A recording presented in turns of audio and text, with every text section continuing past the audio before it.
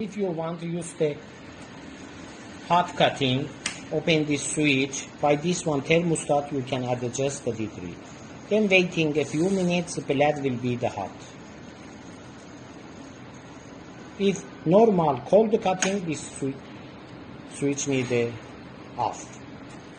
This one also is a fuse. If fuse broken, you can open here, change the fuse, glass fuse.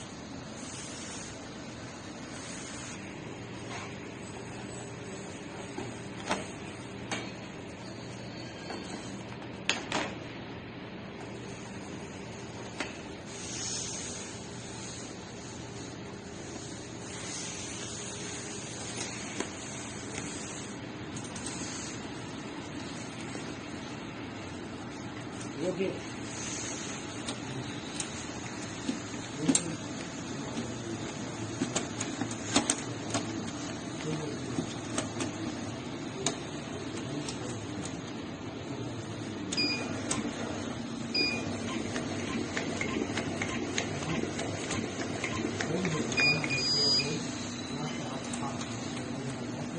Mm-hmm.